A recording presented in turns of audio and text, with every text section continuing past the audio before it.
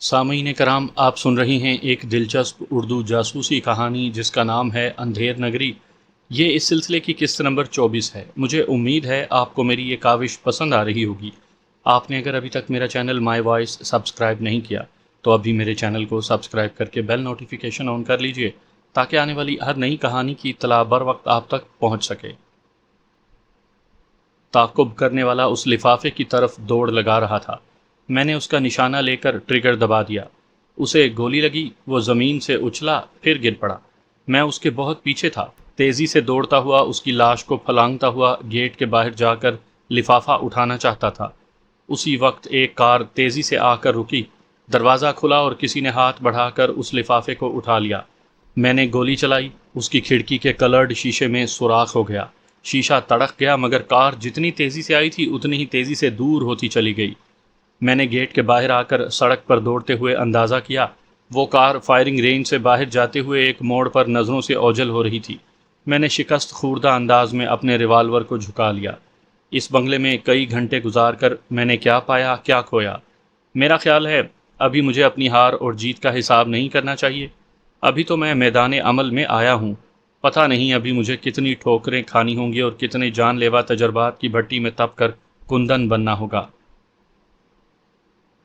بھارتی سرحد پار کر کے آنے والا دہشت گرد مراد حوالات میں تھا اور تابانی کو ہسپتال میں بھیج دیا گیا تھا۔ لیڈی ڈاکٹر نے اسے چیک کر کے رپورٹ دی تھی کہ حمل کا تیسرا مہینہ ہے اور وہ ماں بننے والا ہے۔ پچھلے باب میں بیان کیا گیا تھا کہ کوئی تابانی کو یہ نہیں کہہ سکتا تھا کہ وہ ماں بننے والی ہے۔ وہ بچپن سے مرد بن کر رہنے کا عادی تھا۔ اسے عورت کہا جائے تو اپنی توہین سمجھتا تھا۔ وہ اتنا زبردست فائٹر تھا کہ جو اسے عورت کہتا تھا وہ اس کی بری طرح پٹائی کر دیتا تھا۔ اتنی بڑی دنیا میں وہ صرف اپنے ایک عاشق مراد کے لیے عورت تھا اور اس کے بچے کی ماں بننے والا تھا۔ ویسے یہ سننے سے نہایت عجیب بلکہ بالکل غیر فطری اور مضحکہ خیز لگتا ہے کہ کوئی ماں بننے والا ہے۔ جمشید نے پولیس افسران اور ہسپتال کے عملے کو سمجھا دیا تھا کہ اسے مرد ہی کہا جائے ورنہ وہ پورے ہسپتال میں ہنگامہ برپا کرتا رہے گا۔ جو ڈاکٹر اس کے کمرے میں ٹریٹمنٹ کے لیے آئے گا اس کی اچھی طرح مرمت کر دے گا۔ بہرحال اسے ہسپتال میں اس لیے سکون تھا کہ وہاں کا تمام عملہ اسے مرد کہتا تھا۔ تابانی اور مراد نے پچھلی رات لبرٹی مارکیٹ کی ایک دکان میں بم دھماکہ کیا تھا۔ اس دھماکے کے الزام میں انہیں گرفتار کیا گیا تھا۔ لیڈی ڈاکٹر کی رپورٹ کے مطابق چونکہ تابانی کی جنس تبدیل ہوئی تھی، وہ مرد سے عورت بن گیا تھا، اس لیے پہلی بار حاملہ ہونے کے باعث کچھ میڈیکل پرابلمز تھے۔ اسے ابتدائی مہینوں سے ہی زیر علاج رکھنا لازمی تھا۔ اسے پولیس کے سخت پہرے میں ہسپتال پہنچایا گیا۔ اسے جس کمرے میں رکھا گیا وہاں خاص شناختی کارڈ دکھائے بغیر کسی کو جانے کی اجازت نہیں تھی۔ تابانی اور مراد نے پاسپورٹ وغیرہ کے ذریعے یہ ثابت کیا تھا کہ وہ امریکہ سے آئے ہیں اور انہوں نے اپنے باپ کے ایک دوست اکرام شاہ کی کوٹھی میں قیام کیا تھا۔ صرف تابانی کے پاسپورٹ میں یہ فراڈ تھا کہ اس نے عورت ہو کر خود کو مرد ظاہر کیا تھا۔ یہ ایک نفسیاتی کیس تھا، اس لیے اسے فراڈ بھی نہیں کہا جا سکتا تھا۔ لیکن آئندہ الیکشن لڑنے اور اسمبلی میں پہنچنے والا اکرام شاہ مصیبت میں پڑ گیا۔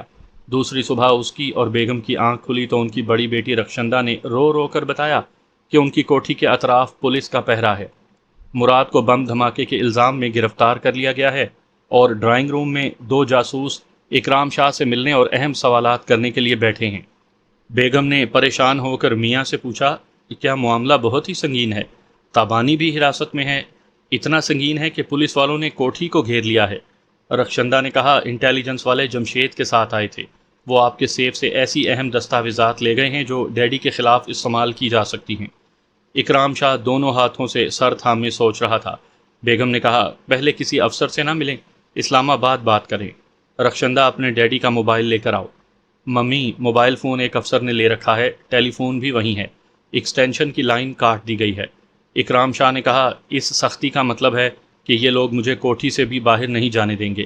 رخشندہ نے قریب ہو کر سرگوشی میں کہا میں نے ایک چالاکی کی ہے، انہیں یہ نہیں معلوم ہونے دیا کہ میرا اپنا ایک موبائل فون ہے، میں نے اسے چھپا لیا تھا۔ آپ میرے کمرے میں چلیں اور دروازے کو اندر سے بند کر کے باتیں کریں۔ وہ ماں باپ اپنی بیٹی کے کمرے میں آئے، دروازے کو اندر سے بند کر دیا۔ پھر اکرام شاہ نے موبائل کے ذریعے اسلام آباد کاشف اکبر سے رابطہ کیا۔ دوسری طرف سے پرسنل سیکرٹری نے کہا صاحب ابھی سو رہے ہیں، ان سے کہو اکرام شاہ لاہور سے بول رہا ہے۔ اگر انہوں نے مجھ سے بات نہ کی تو مرزا نیک وقت میرے سر پر ہاتھ رکھنے کے لیے تیار بیٹھا ہے. پلیز آپ انتظار کریں. تھوڑی دیر بعد کاشف اکبر کی آواز سنائی دی. کیا بات ہے شاہ صاحب؟ سیکٹری کہہ رہا ہے کہ آپ غصے میں ہیں. اگر آپ کے محل کے گرد پولیس والے محاصرہ کریں تو آپ کو بھی غصہ آتا. میں نے آپ کی فرمائش پر تابانی اور مراد کو اپنے گھر میں پناہ دی. انہوں نے کوئی گڑبڑ نہیں کی ہے، لیکن پچھلی رات ہونے والے بم دھماکے کا الزام لگا کر انہیں گرفتار کر لیا گیا ہے. ہم غافل سو رہے تھے، ہمارے گھر کی تلاشی لی گئی، وہ ہمارے سیف سے اہم دستاویزات نکال کر لے گئے ہیں. آپ سے اس سلسلے میں کیا پوچھا جا رہا ہے؟ 2 افسر مجھ سے سوالات کرنے کے لیے ڈرائنگ روم میں بیٹھے ہوئے ہیں.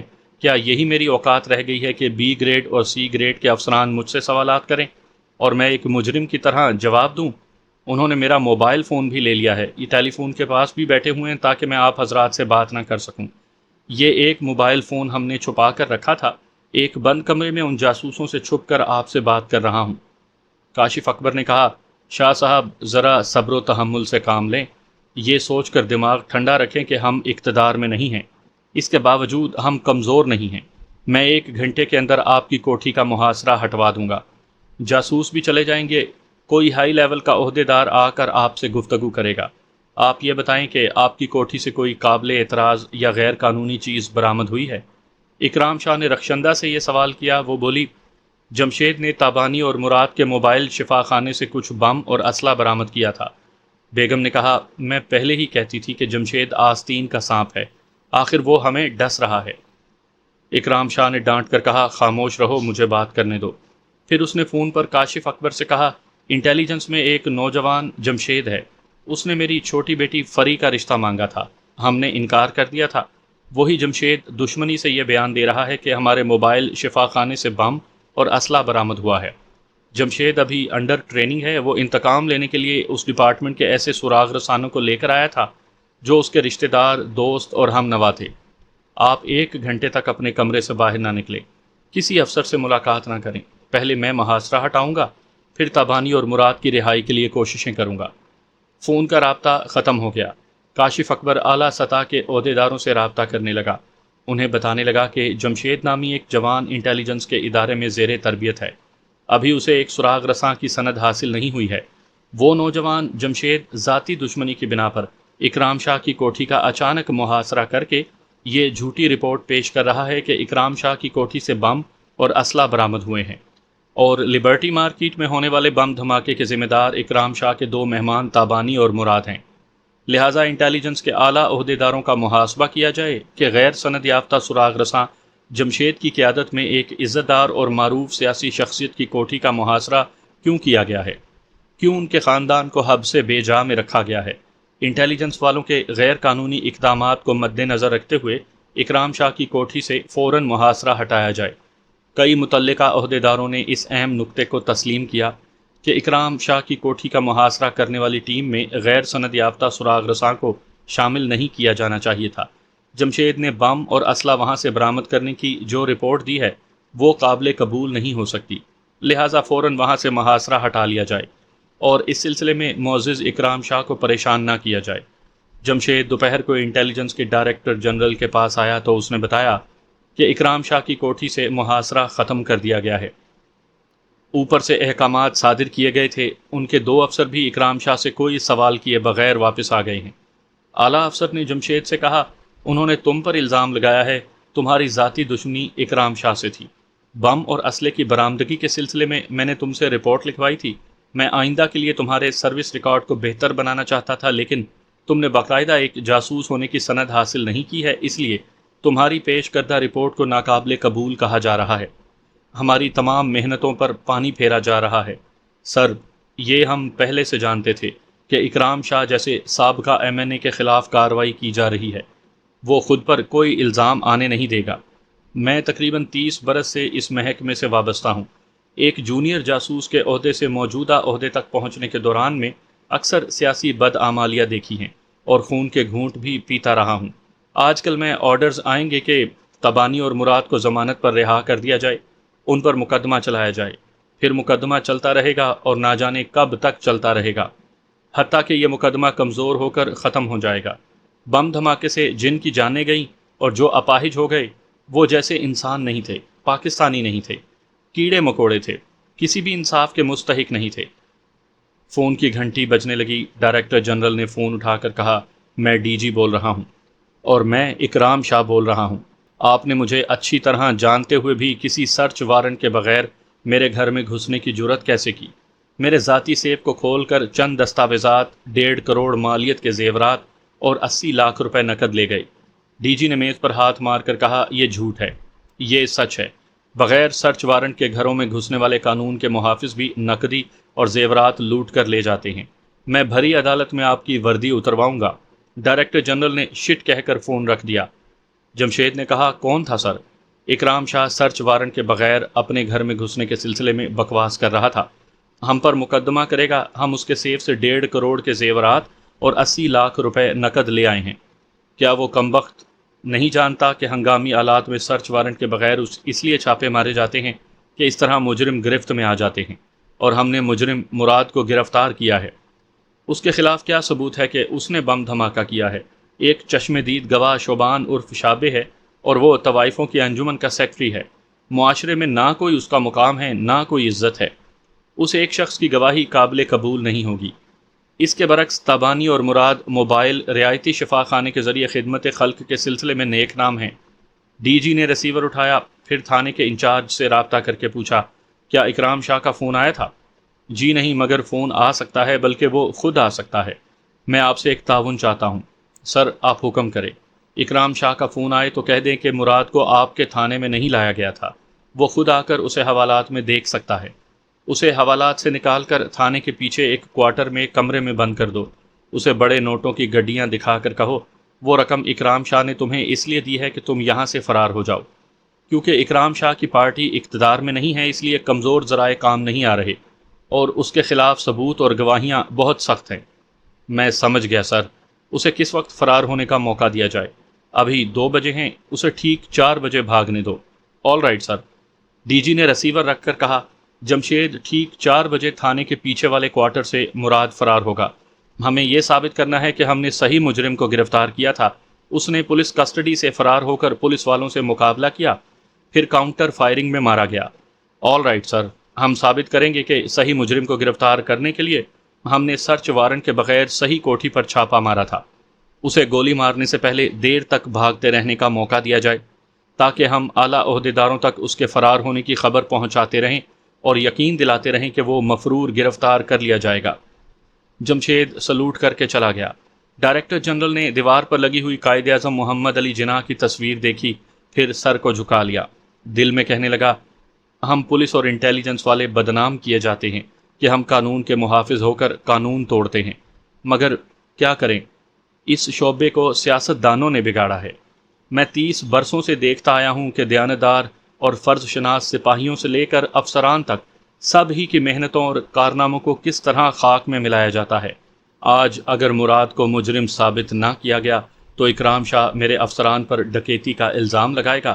سرچ وارنٹ کے بغیر کوٹھی میں داخل ہونے والے افسران مجرم بن جائیں گے اور مجرم مراد معزز کہلائے گا۔ محسن پاکستان محترم قائد اعظم محمد علی جناح، میں آپ سے شرمندہ ہوں۔ آپ نے روشن پاکستان بنایا تھا، مگر ہم اس کے رکھوالے اندھیر نگری میں بیٹھے ہیں۔ اسے دوبارہ روشن کرنے کے لیے چوپٹ راجاؤں کو اینٹ کا جواب پتھر سے دینا پڑ رہا ہے۔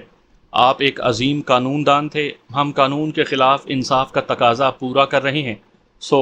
Sorry mallard. مراد کو جس تھانے میں رکھا گیا تھا، وہاں کے انچارج نے روزنامچے میں لکھا کہ 4 ماہ سے جس قاتل چھیمے کی تلاش تھی، معتبر ذریعے سے پتہ چلا ہے کہ وہ شاہدرہ کے علاقے میں ہے اور وہاں ایک مکان میں روپوش ہے۔ میں 30:20 پر مسلح سپاہیوں کی ایک ٹیم کے ساتھ اسے گرفتار کرنے جا رہا ہوں۔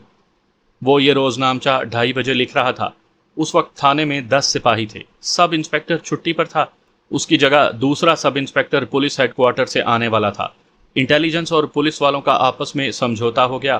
ہیڈ کوارٹر سے تھانے جانے والے انسپکٹر اور 4 سپاہیوں کو روک دیا گیا۔ ادھر مراد کو حوالات سے ایک کوارٹر میں منتقل کر دیا گیا تھا۔ اسے سمجھا دیا گیا تھا کہ اکرام شاہ نے بھاری رشوت دے کر پولیس والوں کو خرید لیا ہے۔ تابانی کو بھی ہسپتال سے فرار ہونے کا موقع دیا جا رہا ہے۔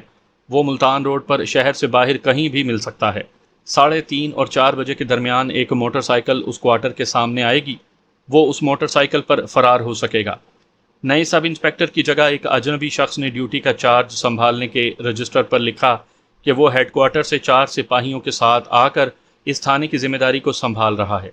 وہ اجنبی شخص ضابطے کی کارروائی کے مطابق لکھ کر اپنے دستخط کر کے چلا گیا۔ اس کا تھانے سے کوئی تعلق نہیں تھا۔ تھانے کے جن 4 سپاہیوں کی ڈیوٹی بدلنے والی تھی انہیں اچھی طرح معاملات سمجھا کر چھٹی دے دی گئی تھی۔ وہ روز نامچے کے مطابق 3:20 پر 6 مسلح سپاہیوں کے ساتھ ایک قاتل چیمے کو گرفتار کرنے کے لیے شاہدرہ کی طرف چلا گیا۔ تھانہ خالی ہو گیا۔ وہ ہیڈ کوارٹر سے آنے والے سب انسپیکٹر کو چہرے سے نہیں پہچانتا تھا۔ اس نے ہیڈ کوارٹر کے کاغذات دکھائے تھے، اس لیے وہ دھوکہ کھا گیا تھا۔ تھانے کے پیچھے ایک کوارٹر کے سامنے ایک شخص موٹر سائیکل لے کر آیا اور مراد کو آواز دی۔ وہ آواز سنتے ہی باہر آیا۔ اس شخص نے اسے ایک ریوالور دے کر کہا، فوراً یہاں سے جاؤ، دیر نہ کرو، کم آن، ہری اپ۔ مراد نے ریوالور لیا، موٹر سائیکل پر بیٹھ کر اسے اسٹارٹ کیا، پھر تابانی سے ملنے کے لیے ملتان روڈ کی طرف چل پڑا۔ دوسری طرف جمشید بھی ایک موٹر سائیکل پر تھا، باقی سپاہی ایک جیپ میں تھے۔ تعاقب کی ابتدا اس طرح ہوئی کہ مراد کو خبر نہ ہو سکی کہ اس کے پیچھے جمشید سپاہیوں کے ساتھ آ رہا ہے۔ ڈائریکٹر جنرل نے اعلیٰ عہدیداروں سے رابطہ کیا، ہر ایک سے کہا، میرا ایک جونیئر افسر تھانے میں مراد سے کچھ سوالات کرنے گیا تو پتہ چلا کہ تھانہ خالی ہے، مراد بھی حوالات میں نہیں ہے۔ 4 بجے ایک سب انسپیکٹر 4 سپاہیوں کے ساتھ ڈیوٹی کا چارج لینے آیا تو وہ بھی پریشان ہو گیا کہ معاملہ کیا ہے۔ نئے سب انسپیکٹر کا بیان تھا کہ ڈیوٹی کا چارج لینے والے رجسٹر پر ایک اجنبی سب انسپیکٹر کی تحریر اور دستخط تھے اور وہ فراڈ تھا۔ تھانے کے انچارج سے موبائل فون پر پوچھا گیا، اس نے کہا، روزنامچہ دیکھا جائے، میں سب انسپیکٹر کو چہرے سے نہیں پہچانتا تھا۔ اس نے ہیڈ کوارٹر کے آرڈرز کے کاغذات پیش کیے، میں نے تھانہ اس کے حوالے کر دیا۔ فائل کھول کر دیکھنے سے پتہ چلا ہیڈ کوارٹر کے جو کاغذات پیش کیے گئے تھے وہ جعلی تھے۔ اس پر لگی ہوئی مہر بھی جعلی تھی، لیکن اس جعل سازی کو کوئی ماہر ہی سمجھ سکتا تھا، اس لیے تھانے کا انچارج دھوکہ کھا گیا تھا۔ پکا منصوبہ تھا، پولیس اور انٹیلیجنس پر کوئی الزام نہیں آ سکتا تھا، ان سے کسی کوتاہی کی شکایت نہیں کی جا سکتی تھی۔ اس کے برعکس یہ ثابت ہو رہا تھا کہ مراد کوئی معمولی مجرم نہیں، اس کے پیچھے ایک منظم اور با اثر گروہ تھا جس نے ایسے ڈرامائی انداز میں فرار ہونے کا موقع دیا تھا۔ اکرام شاہ تک جب یہ بات پہنچی تو وہ ایک دم سے پریشان ہو گیا۔ اس نے سوچا تھا شام کو تھانے جا کر مراد سے ملاقات کرے گا اور بڑے فخر سے اسے بتائے گا کہ بم دھماکے کا الزام اس پر عائد نہیں کیا جا سکے گا، اس کے خلاف کوئی گواہ، کوئی ثبوت نہیں ہے، لہٰذا دوسرے دن اسے ضمانت پر رہا کر دیا جائے گا۔ وہ جھنجھلا گیا، بیگم ہم پر پھر مصیبت آنے والی ہے، مراد نے حوالات سے فرار ہو کر خود کو مجرم ثابت کر دیا ہے۔ اس کمبخت کو فرار ہونے کی ضرورت کیا تھی؟ کیا تابانی بھی اس کے ساتھ کیا ہے؟ اکرام شاہ نے تھانے والوں سے رابطہ کیا، پھر کہا، میں اکرام شاہ بول رہا ہوں، کیا مراد کے ساتھ تابانی بھی فرار ہوا ہے؟ کون تابانی؟ میں نیا انسپیکٹر آیا ہوں، 1 گھنٹہ پہلے اس تھانے کا انچارج سنبھالا ہے۔ فی الحال میرے علم میں صرف ایک مراد نامی قیدی حوالات میں تھا جو میرے آنے سے پہلے فرار ہو گیا۔ اکرام شاہ نے فون بند کرنے کے بعد ڈائریکٹر جنرل سے رابطہ کرتے ہوئے کہا، میں اکرام شاہ بول رہا ہوں، مجھے شبہ ہے کہ مراد بھاگا نہیں ہے، اسے بھگایا گیا ہے، حسینوں کو بھگا کر لے جایا جاتا ہے۔ ویسے آپ کو اس سلسلے میں تھانے جا کر رپورٹ درج کروانی چاہیے۔ وہاں کوئی نیا انسپیکٹر ہے، میں نے تابانی کے بارے میں اس سے پوچھا تو اس نے لا علمی ظاہر کی۔ ہاں، وہ نہیں جانتا کہ تابانی حوالات میں نہیں، ہسپتال میں ہے، وہاں پولیس کا سخت پہرا ہے، کسی کو اس سے ملنے کی اجازت نہیں۔ تابانی میرا مہمان ہے، میں اس سے ضرور ملوں گا، اس سے ملاقات کرنے کے لیے اوپر والوں سے احکامات صادر کرواؤں گا۔ آپ جیسوں کے اوپر والوں نے ناک میں دم کر رکھا ہے، آپ یہ تو بتا سکتے ہیں کہ تابانی کو کیا تکلیف ہے، وہ ہسپتال میں کیوں ہے؟ اس لیے کہ وہ ماں بننے والا ہے۔ کیا؟ اکرام شاہ نے غصے سے چیخ کر پوچھا، آپ اتنے بڑے افسر ہو کر بچگانہ سا مذاق کر رہے ہیں؟ یہ مذاق نہیں ہے، آپ کیسے میزبان ہیں؟ اتنا نہیں جانتے تھے کہ تابانی مرد نہیں عورت ہے؟ بس اب میرا وقت برباد نہ کریں، آپ ہسپتال میں فون کر کے میری بات کی تصدیق کر سکتے ہیں۔ ڈائریکٹر جنرل نے ہسپتال کا نام اور نمبر بتا کر فون بند کر دیا۔ اکرام شاہ نے رسیور رکھتے ہوئے اپنی بیگم اور بیٹی کو دیکھتے ہوئے کہا، عورت دور سے کسی بھی عورت کو پہچان لیتی ہے، کیا تم دونوں یہ یقین سے کہہ سکتی ہو کہ تابانی عورت ہے؟ ماں بیٹی نے حیرانی سے اسے دیکھا۔ وہ رسیور اٹھا کر ہسپتال والوں سے رابطہ کر کے تابانی کے سلسلے میں پوچھنے لگا، پھر رسیور رکھ کر شدید حیرانی سے بولا، بیگم، ہسپتال والوں نے تصدیق کی ہے کہ وہ ماں بننے والا ہے، یعنی کہ بننے والی ہے۔ ماں بیٹی بے یقینی سے آنکھیں پھاڑ پھاڑ کر ایک دوسرے کو دیکھنے لگی۔ جب ہسپتال والوں نے تصدیق کی تھی تو پھر بے یقینی کی گنجائش نہیں تھی۔ شام کو لاہور کی سڑکوں پر بڑا زبردست ٹریفک ہوتا ہے۔ تمام ماڈلز کی نئی پرانی گاڑیاں ایک دوسرے کے آگے پیچھے اس طرح پھنسی رہتی ہیں کہ وہاں سے موٹر سائیکل اور پیدل چلنے والوں کا گزرنا محال ہوتا ہے۔ مراد فرار ہونے کے لیے کسی قسم کی ٹریفک والے راستے کی طرف جا سکتا تھا، لیکن اسے بتایا گیا تھا کہ تابانی شہر کے باہر ملتان روڈ پر کہیں ملے گا، لہٰذا اسے ٹریفک کے ہجوم سے گزر کر ملتان روڈ پہنچنے میں پون گھنٹہ لگ گیا۔ پھر ملتان روڈ پر بھی ایورنیو اسٹوڈیو تک ٹریفک کا اچھا خاصا میلہ لگا رہتا تھا۔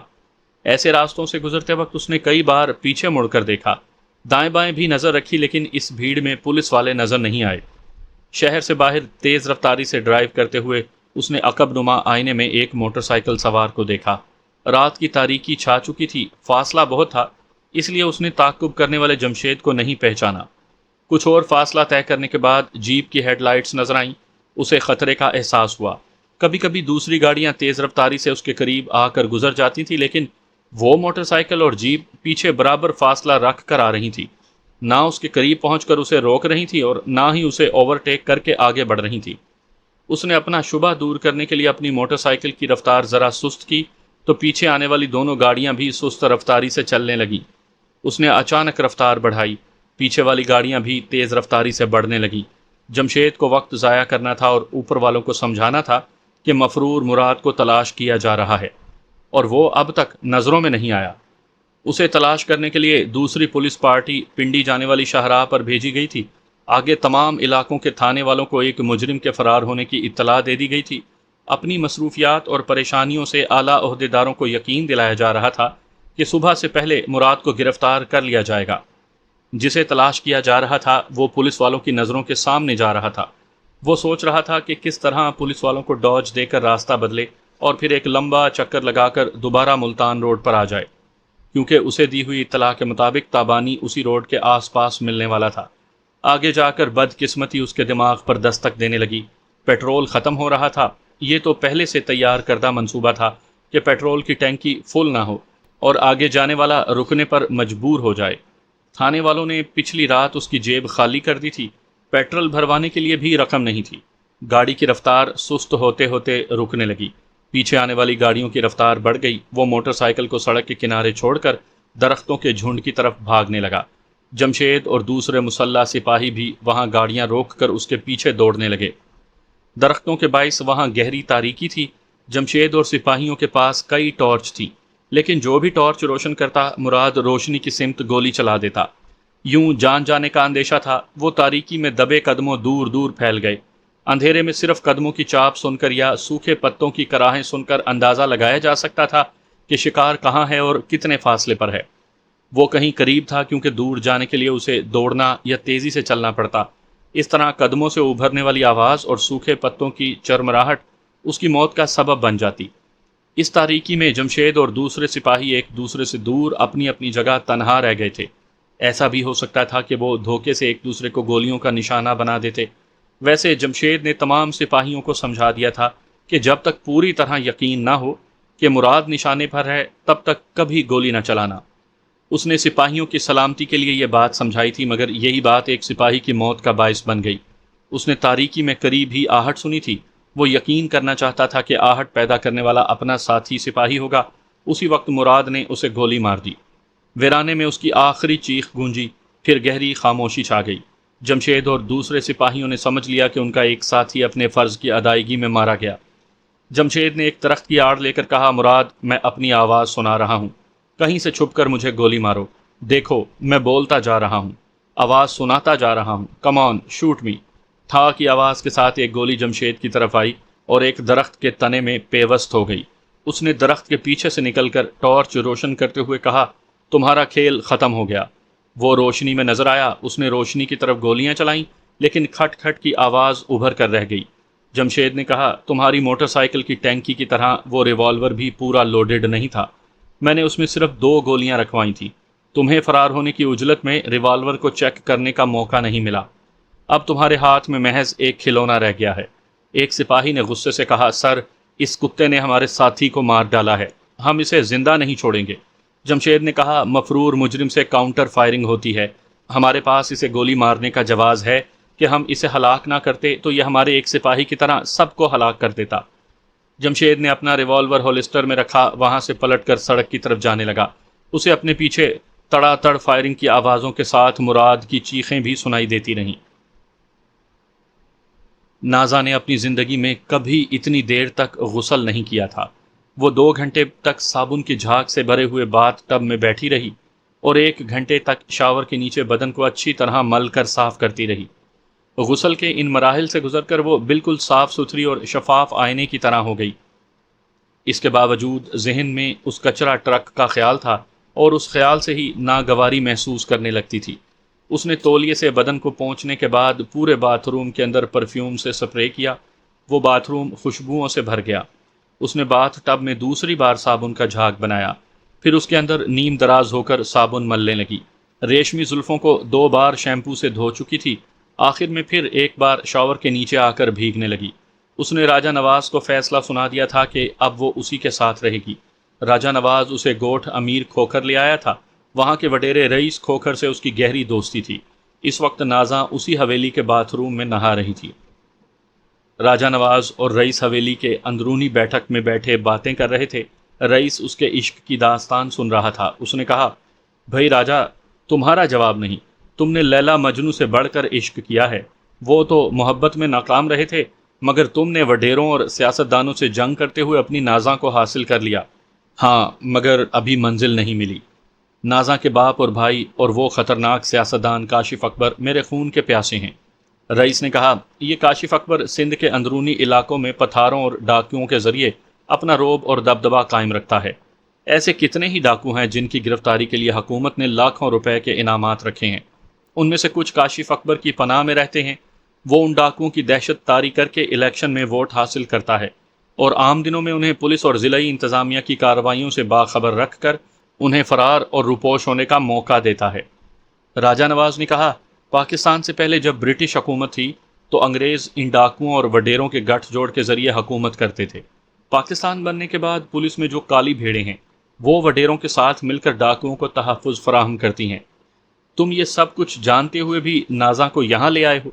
اندرون سندھ جہاں بھی جاؤ گے، کاشف اکبر کی پروردہ پولیس اور ڈاکو تمہیں گھیر لیں گے۔ نازاں کے ساتھ تم کہیں بھی سکون سے نہیں رہ سکو گے۔ میں ساری عمر تمہیں پناہ دے سکتا ہوں، لیکن مجھ پر اور میرے خاندان کے افراد پر آفتیں نازل ہوتی رہیں گی۔ راجہ نے کہا، رئیس تم فکر نہ کرو، میں تمہیں مصیبتوں میں مبتلا نہیں کروں گا۔ شام ہونے سے پہلے نازاں کو لے کر چلا جاؤں گا۔ تمہیں اندرون سندھ کا رخ نہیں کرنا چاہیے تھا۔ پنجاب چلے جاتے تو بڑی حد تک محفوظ رہتے۔ میں سپر ہائی وے یا نیشنل ہائی وے کے راستے پنجاب جاتا تو اب تک مخالفین کے شکنجے میں آ جاتا۔ امیر حمزہ سے میرے ایسے گہرے تعلقات ہیں کہ حکومت بھی میری مخالف ہے، اسی لیے میں نے یہ اندرونی راستے اختیار کیے ہیں۔ یہاں سے میں گوٹ شاہ بیگ کے راستے سے بلوچستان جاؤں گا، پھر وہاں سے پنجاب کا رخ کروں گا۔ مگر تمہاری کار اپنے ماڈل اور نمبروں کی وجہ سے پہچانی جائے گی، اور اگر میں اپنی گاڑی دے دوں تو یہاں آ کر تمہیں تلاش کرنے والوں سے یہ بات چھپی نہیں رہے گی۔ مجھے گاڑی کی پرواہ نہیں ہے، میں ہزاروں کلومیٹر پیدل چل سکتا ہوں۔ مجھے نازاں کی فکر ہے۔ یہاں کے ناہموار راستوں پر پجارو یا لینڈ کروزر جیسی گاڑیاں چلتی ہیں، یا پھر گدا گاڑی، لیکن گدا گاڑی سے تمہارا کچھ بھلا نہیں ہوگا۔ جس طرح ڈوبتے کو تنکے کا سہارا ملتا ہے، اسی طرح گدا گاڑی ہمارے کام آ سکتی ہے۔ پھر تو کوئی مسئلہ نہیں رہا۔ میں ایک گاڑی کا انتظام کر دیتا ہوں۔ میرے کھیتوں کا ٹیوب ویل کام نہیں کر رہا، میں وہاں جا رہا ہوں۔ 1 گھنٹے کے بعد حویلی کے پیچھے گدا گاڑی آ جائے گی۔ میں بھی تمہیں رخصت کرنے آؤں گا۔ تمہیں راستے میں اچھی خاصی رقم کی ضرورت پڑے گی۔ یہ یار کس دن کام آئے گا، جتنی رقم چاہو یہاں سے لے جانا۔ راجہ نے اس کے شانے پر ہاتھ مار کر کہا، رقم کی ضرورت ہوگی تو میں بعد میں آ کر لے جاؤں گا۔ میں صرف چند گھنٹوں تک نازا کی خاطر یہاں رہنا چاہتا تھا، اور یہ میرا پختہ اعتماد ہے کہ تم دوسرے وڈیروں سے مختلف ہو، یعنی وڈیرے بعد میں ہو، پہلے میرے یار ہو۔ وہ دونوں ہنستے ہوئے گلے مل گئے۔ پھر رئیس نے ملازم کو بلا کر سمجھایا کہ بی بی جی غسل کر لیں تو مہمانوں کے لیے دسترخوان بچھا دینا، کسی چیز کی کمی نہ ہونے دینا۔ اگر کوئی باہر والا پوچھے کہ کار میں آنے والے کون ہیں تو کہہ دینا میرے مہمان ہیں اور میرے ساتھ کھیتوں کی سیر کرنے گئے ہیں۔ اس نے راجہ سے بھی کہا، تم نازاں کے ساتھ اکیلے باہر نہ نکلنا، اور کوئی بھی آئے تو حویلی کے پیچھے کمرے میں جا کر چھپ جانا۔ ویسے حویلی کے باہر جو ملازم ہے وہ میری اجازت کے بغیر کسی کو اندر نہیں آنے دے گا، تم اطمینان سے رہو۔ وہ چلا گیا۔ راجہ نے حویلی کے اندرونی حصے میں آ کر ایک دروازے پر دستک دی۔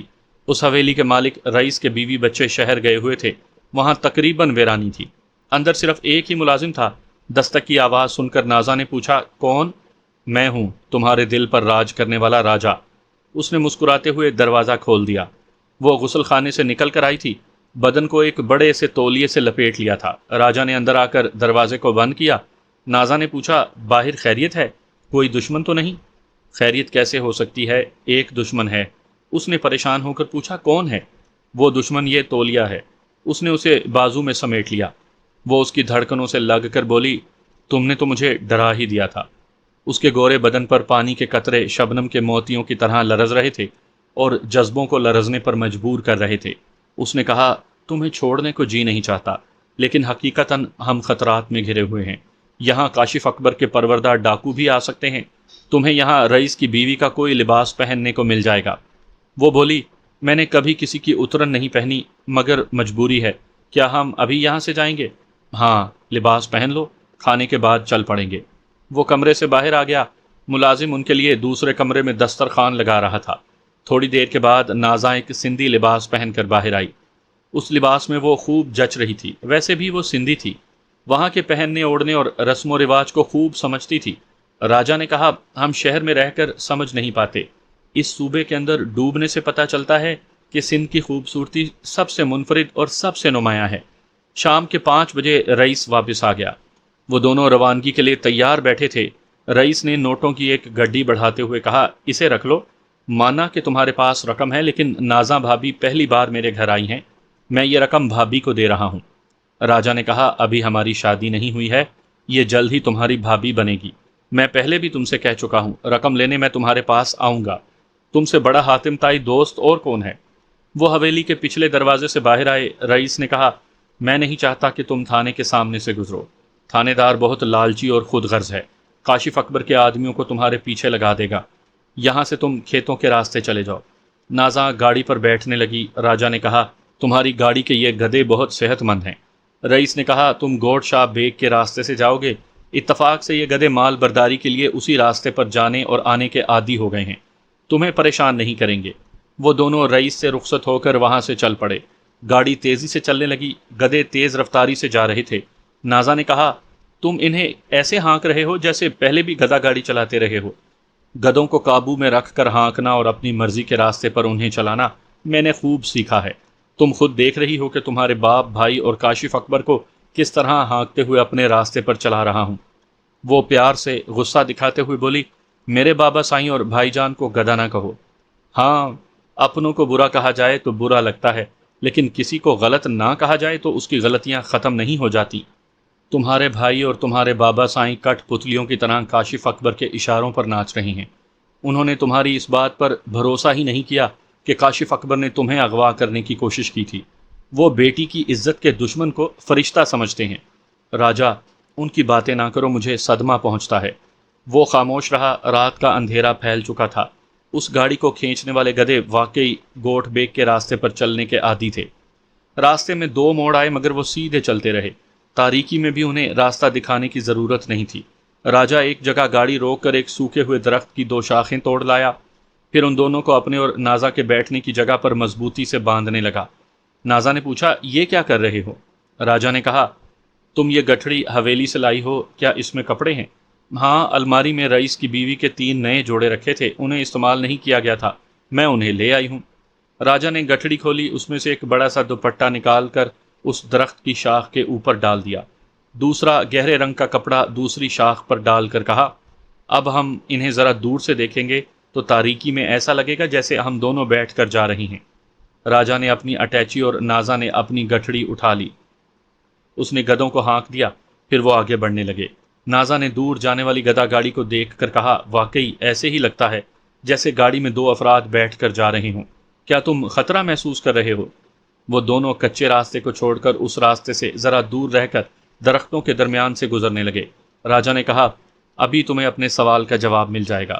میں نے تو ویسے ہی پوچھ لیا تھا، ورنہ عقل اتنا تو سمجھاتی ہے کہ کاشف اکبر کے شہری کارندے اور اس کے پروردہ ڈاکو مجھے لے جانے اور تمہیں مار ڈالنے ادھر ضرور آئیں گے۔ تھوڑی دیر کے بعد ہی رات کے سناٹے میں گھوڑوں کی ٹاپیں سنائی دیں۔ ان کی آواز قریب آتی جا رہی تھی۔ وہ بڑی دیر سے اندھیرے میں سنبھل سنبھل کر چل رہے تھے اور کسی حد تک دیکھنے کے عادی ہو گئے تھے۔ انہیں 4 گھڑ سوار سائے کی طرح نظر آئے۔ وہ ایک دوسرے سے دور ہوتے ہوئے اس گدا گاڑی کو گھیر رہے تھے۔ ایک گھڑ سوار نے ہوائی فائر کرنے کے بعد کہا، گاڑی روکو۔ گدے تو پھر گدے ہوتے ہیں، بندوق کی گولیوں سے نہیں ڈرتے، صرف ڈنڈے کی زبان سمجھتے ہیں۔ وہ بیچارے دھمکی سے بے نیاز چلے جا رہے تھے۔ ان 4 گھڑ سواروں کو بتایا گیا ہوگا کہ راجہ نواز کے پاس اسلحہ ہے، اس لیے وہ احتیاطاً گاڑی سے دور تھے۔ ان میں سے ایک نے پھر کہا، ہم دھمکی نہیں دے رہے، گاڑی روک کر اپنا ہتھیار پھینک دو ورنہ چاروں طرف سے گولیاں چلیں گی اور تم حرام موت مارے جاؤ گے۔ وہ تھوڑی دیر تک گاڑی سے دور رہ کر چلتے رہے، پھر ایک نے کہا، اے لڑکی، تو گاڑی سے اتر جا، ہم اسے گولی ماریں گے۔ سائیں اکبر نے تجھے زندہ لانے کا حکم دیا ہے۔ راجہ نے نازاں کے کان میں پوچھا، ریوالور چلانا آتا ہے؟ ہاں، میں نے 15 برس کی عمر میں سیکھا تھا۔ اس نے اسے ایک ریوالور دیتے ہوئے کہا، گولی کی عمر 16 برس ہوگی تو دشمن فوراً مر مٹے گا۔ اس نے اٹیچی کھول کر ایک ٹیٹی نکالی، پھر کہا، تم اس سفید گھوڑے والے کا نشانہ لو۔ اس کے فوراً بعد ہی جو نشانے پر آ جائے اسے جانے نہ دینا۔ چلو نشانہ لو۔ نازا نے نشانہ لے کر گولی چلائی۔ اس کے ساتھ ہی راجہ نے فائر کیا۔ بیک وقت 2 گھوڑے ہنہنائے، 2 سواروں کی چیخیں ابھریں اور وہ زمین پر پہنچ گئے۔ راجہ نے تیسرے کا نشانہ لیا اور نازا نے چوتھے کو گولی مار دی۔ راجہ کا شکار گھوڑے سمیت گرا۔ نازا کے شکار کا گھوڑا اگلے 2 پاؤں اٹھا کے ہنہنایا، پھر وہاں سے بھاگنے لگا۔ اس کا سوار دائیں بائیں جھول رہا تھا۔ اس کے پاؤں اس طرح رکاب میں پھنسے ہوئے تھے کہ وہ گر بھی نہیں سکتا تھا، مگر آگے جا کر کہیں نہ کہیں گرنے والا تھا۔ اسے گولی لگ چکی تھی۔ اس گدا گاڑی کے اطراف 3 گھوڑے بھٹک رہے تھے۔ انہوں نے دوڑتے ہوئے آ کر 2 گھوڑوں کی لگامیں تھام لی اور پھر ان پر سوار ہو گئے۔ راجہ نے کہا، تم نے تو کمال کر دیا، میں سمجھتا تھا صرف دل کا نشانہ لیتی ہو، تم نے تو 2 کی جان لے لی۔ وہ ہنستے ہوئے بولی، تم بولتے خوب ہو۔